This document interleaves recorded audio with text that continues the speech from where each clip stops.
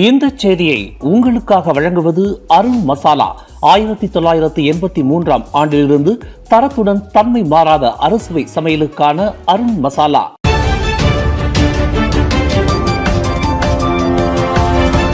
வணக்கம். திசைகளின் ஒரு மணி செய்திகள். மலேசிய இந்தியர்களின் ஆவண பிரச்சினைகளுக்கு தீர்வு. உள்துறை அமைச்சர் டத்தோசரி சைஃபுடின் புள்ளி விவரங்களுடன் விளக்கம். மலேசியாவில் முறையான அடையாள ஆவணங்கள் இல்லாமல் தவிர்த்து வரும் இந்திய சமூகத்தினருக்கு நாட்டின் சட்ட திட்டங்களுக்கு உட்பட்டு தகுதியான நியாயமான தீர்வுகள் வழங்கப்பட்டு வருவதாக உள்துறை அமைச்சர் டத்தோசரி சைஃபுடின் அசுத்தியோன் இஸ்மாயில் தெரிவித்துள்ளார். இனம் அல்லது மத பாகுபாடின்றி ஆவண பிரச்சினைகளை எதிர்நோக்கும் ஒவ்வொரு குடிமகனுக்கும் சமமான நீதி கிடைக்க வேண்டும் என்பதே தற்போதைய அரசாங்கத்தின் நிலைப்பாடு என்றும் டத்தோசரி சைஃபுடின் உறுதியளித்துள்ளார். கடந்த 2022 ஆண்டு முதல் 2026 ஆண்டு மே 31 தேதி வரையிலான காலகட்டத்தில் இந்திய சமுதாயத்தை சேர்ந்தவர்களின் ஆவண விண்ணப்பங்கள் மீது எடுக்கப்பட்ட நடவடிக்கைகள் குறித்த அதிகாரப்பூர்வ புள்ளி விவரங்களையும் அமைச்சர் வெளியிட்டுள்ளார். தற்காலிக வசிப்பிட அடையாள அட்டையான மைகாஸ் விவகாரத்தில் இந்திய சமுதாயத்தினரிடம் இருந்து பெறப்பட்ட மொத்தம் 298 மைகாஸ் விண்ணப்பங்களில் 286 விண்ணப்பங்களுக்கு வெற்றிகரமாக ஒப்புதல் அளிக்கப்பட்டுள்ளது. இதன் மூலம் இந்த பிரிவில் 96 விழுக்காடு விண்ணப்பங்கள் தீர்வு காணப்பட்டுள்ளன. தாமதமான பிறப்பு பதிவு விவகாரத்தில் பல்வேறு காரணங்களால் பிறப்பை தாமதமாக பதிவு செய்தவர்களில் மொத்தம் 3117 விண்ணப்பங்கள் உள்துறை அமைச்சின் பரிசீலனைக்கு வந்தன. அவற்றில் 2810 விண்ணப்பங்கள் அங்கீகரிக்கப்பட்டு 90 விழுக்காடு வெற்றிகரமான தகுதி நிலையை எட்டியுள்ளன. அதேவேளையில் மலேசிய குடியுரிமை விண்ணப்ப விவகாரத்தில் இதே காலகட்டத்தில் பெறப்பட்ட 1018 குடியுரிமை விண்ணப்பங்களில் இதுவரை 141 பேரின் விண்ணப்பங்களுக்கு அல்லது 13.9 விழுக்காட்டினரின் விண்ணப்பங்களுக்கு ஒப்புதல் வழங்கப்பட்டுள்ளது. குடியுரிமை வழங்குவது என்பது நாட்டின் இறையாண்மையோடு நேரடி தொடர்புடைய மிக முக்கியமான விஷயம் என்பதால் இந்த விண்ணப்பங்கள் மிகவும் நுணுக்கமான பாதுகாப்பு மற்றும் சட்ட பரிசீலனைகளுக்கு பிறகே அங்கீகரிக்கப்படுவதாக அமைச்சர் டத்தோஸ்ரீ சைஃபுடின் சுட்டிக்காட்டியுள்ளார். தேசிய பதிவுத்துறையின் தரவு பட்டியலில் ஒப்புதல் அளிக்கப்பட்டுள்ளது அல்லது அங்கீகாரம் அளிக்கப்பட்டுள்ளது என குறிப்பிடப்படும் புள்ளி விவரங்கள் சம்பந்தப்பட்ட நபருக்கு குடியுரிமை சான்றிதழ் முழுமையாக அச்சிடப்பட்டு விநியோகிக்கப்பட்ட இறுதி நிலையை மட்டுமே குறிக்கும் என அமைச்சர் விளக்கினார். உள்துறை அமைச்சின் ஒப்புதல் பெற்று இன்னும் சான்றிதழ்களை பெறாதவர்களின் விண்ணப்பங்கள் அனைத்தும் டாலாம் ப்ராசஸ் அல்லது செயல்பாட்டில் உள்ளது என்றே கணக்கிடப்படுகிறது. தகுதியான ஒவ்வொரு நபருக்கும் அவர்களின் உரிய உரிமைகள் கிடைக்க வேண்டும் என்பதில் நாம் உறுதியாக இருக்கிறோம். அதேவேளையில் நாட்டின் தேசிய பதிவு முறையான JPN நம்பகத்தன்மையையும் பாதுகாப்பையும் பாதுகாப்பதில் எவ்வித சமரசமும் செய்து கொள்ளப் போவதில்லை என டத்தோஸ்ரீ சைஃபுடின் திட்டவட்டமாக கூறினார்.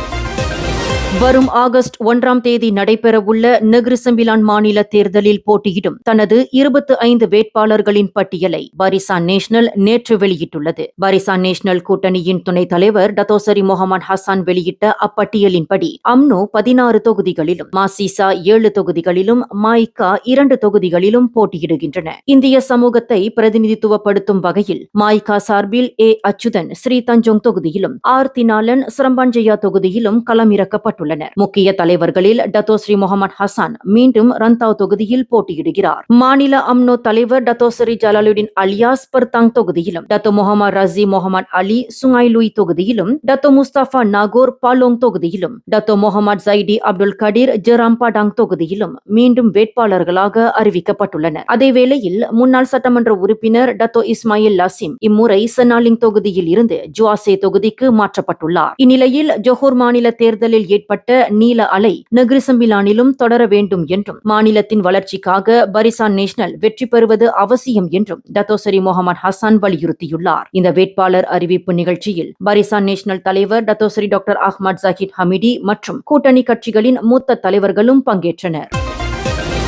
நெகிரி செம்பிலான் மாநில தேர்தலில் பெர்சத்து கட்சியானது பரிகாத்தா நேஷனல் கூட்டணியின் சின்னத்தை பயன்படுத்தாமல் தனது சொந்த கட்சி சின்னத்தில் போட்டியிட முடிவு செய்துள்ளது. நேற்று நடைபெற்ற கட்சியின் உச்சமன்ற கூட்டத்திற்கு பிறகு செய்தியாளர்களிடம் பேசிய பெர்சத்து தலைவர் தான் ஸ்ரீ முஹிடின் யாசின், வரும் ஆகஸ்ட் 1 தேதி நடைபெறும் மாநில தேர்தலில் மற்ற சில கட்சிகளும் பெர்சத்து சின்னத்தில் போட்டியிட விருப்பம் தெரிவித்துள்ளதாக குறிப்பிட்டுள்ளார். மேலும் மற்ற கட்சிகளை சேர்ந்த வேட்பாளர்களும் பெர்சத்து சின்னத்தில் போட்டியிட அனுமதி வழங்கும் அதிகாரம் அதிகாரத்தை கட்சியின் உச்சமன்றம் தமக்கு வழங்கியுள்ளதாகவும் முஹிடின் தெரிவித்துள்ளார். அதேவேளையில் எத்தனை தொகுதிகளில் பெர்சத்து போட்டியிடும் என்பது இன்னும் முடிவு செய்யப்படவில்லை என்றும் கட்சியின் வேட்பாளர் பட்டியல் வரும் வெள்ளிக்கிழமை வெளியிடப்படும் என்றும் அவர் தெரிவித்துள்ளார். இந்நிலையில் பரிகத்தா நேஷனல் கூட்டணியில் இருந்து பெர்சத்து விலகுகிறதா என்ற கேள்விக்கு அது குறித்து இதுவரை எந்த முடிவும் எடுக்கப்படவில்லை என்றும் நெகிரி சம்பிலான் தேர்தலுக்கு பிறகு அது குறித்து ஆலோசிக்கப்படும் என்றும் முஹிடின் தெரிவித்துள்ளார்.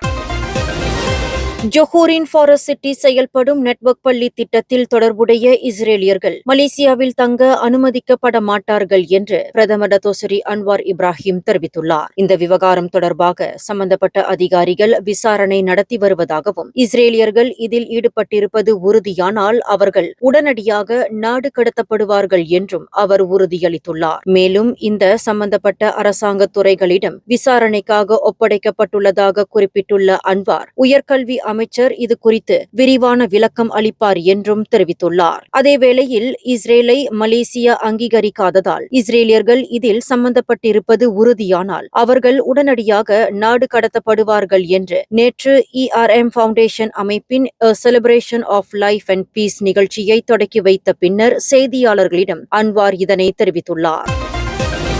கடந்த ஜூலை 1ஆம் தேதி முதல் அறிமுகப்படுத்தப்பட்ட புதிய மலேசிய அனைத்துலக கடப்பிதழ் திட்டத்தின் கீழ் கடந்த ஜூலை 13ஆம் தேதி வரை மொத்தம் 36,928 கடப்பிதழ்கள் விநியோகம் செய்யப்பட்டுள்ளன. 18 வயது மற்றும் அதற்கு மேற்பட்ட மலேசியர்கள் 5 ஆண்டுகள் அல்லது 10 ஆண்டுகள் செல்லுபடியாகும் கடப்பிதழ்களை தேர்வு செய்யலாம். 5 ஆண்டுகள் செல்லுபடியாகும் கடப்பிதழின் கட்டணம் 200 ரிங்கிட் என்றும் 10 ஆண்டுகள் செல்லுபடியாகும் கடப்பிதழின் கட்டணம் 350 ரிங்கிட் என்றும் விலை நிர்ணயிக்கப்பட்டுள்ளது. இது குறித்து குடிநுழைவுத்துறை தலைமை இயக்குநர் டத்தோ ஜக்காரியா சாபான் கூறுகையில் இதுவரை வழங்கப்பட்ட கடப்பிதழ்களில் 23,491 5 ஆண்டுகள் செல்லுபடியாகும் கடப்பிதழ்களும் 13,437 10 ஆண்டுகள் செல்லுபடியாகும் கடப்பிதழ்களும் அடங்கும் என்று குறிப்பிட்டுள்ளார். மேலும் இந்த புதிய திட்டத்திற்கான தேவை சற்றே அதிகரித்திருந்தாலும் கடப்பிதழ் வழங்கும் பணிகள் சீராக நடைபெற்று வருவதாகவும் அவர் தெரிவித்துள்ளார்.